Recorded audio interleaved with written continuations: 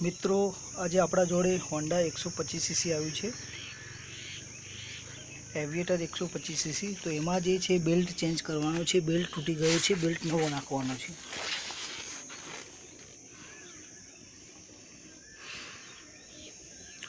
તો મિત્રો જો વારે ઘરે જો બેલ્ટ તૂટતો હોય તો આમાં જે પ્લેટ આવે છે એમાં ઇસ્યુ હોઈ શકે। તો વારે ઘરે બેલ્ટ તૂટતો હોય તો, અને ઘણીવાર એવું થતું હોય છે કે લાંબા ટાઈમમાં જો બેલ્ટ તૂટતો હોય છે તો કોઈ ઇસ્યુ હોતું નથી।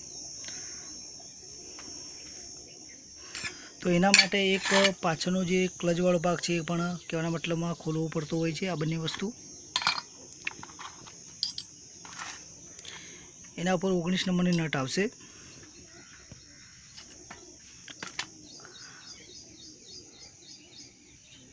પછી જે બેલ્ટની જે એમઆરપી છે એની આપણે વાત કરીશું, શું એમઆરપી છે।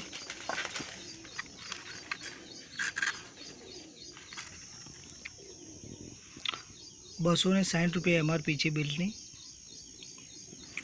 તો મિનિમમ લેબર સાથે વાત કરીએ તો ₹500ની આજુબાજુમાં સમથિંગમાં બેલ્ટ પડતો હોય છે। બેલ્ટ નાખતી વખતે હવે શું વસ્તુ ખાસ ધ્યાન રાખવાનું રહેશે। એક તો આ પ્લેટ આપણે ચેક કરી લેવાની કે કોઈ જગ્યાએ ડેમેજ નથી થઈને। ઘણીવાર શું છે આ ડેમેજ થઈ હોય છે તો એના હિસાબે તકલીફ થતી હોય છે। બેલ્ટ નાખ્યા પછી તૂટવાના ચાન્સીસ ઘણા બધા પ્રશ્નો થતા હોય છે। બીજો પ્રશ્ન એ છે કે આમાં જે બેરિંગ આવે એ પણ ચેક કરી જોવાની કે એમાં કોઈ પ્લે કે એવું કોઈ વસ્તુ છે નહીં વધારે, તો એના કારણે બેલ્ટ તૂટવાના ચાન્સીસ થઈ શકે છે। પછી જે અહીંયા આગળ જે એના કહેવાના મતલબમાં લાઇનર આવે છે એ પણ ચેક કરી લેવાના કે એની ફિટનેસ બરાબર છે। જો ફિટનેસ ના હોય તો ગરમ થવાના કારણે પણ ઘણા બધા પ્રશ્નો થતા હોય છે। તો બેલ્ટમાં આ રીતે રહેશે, અને એવું કાંઈ પણ વસ્તુ લાગે તો કમેન્ટ બોક્સમાં જણાવો।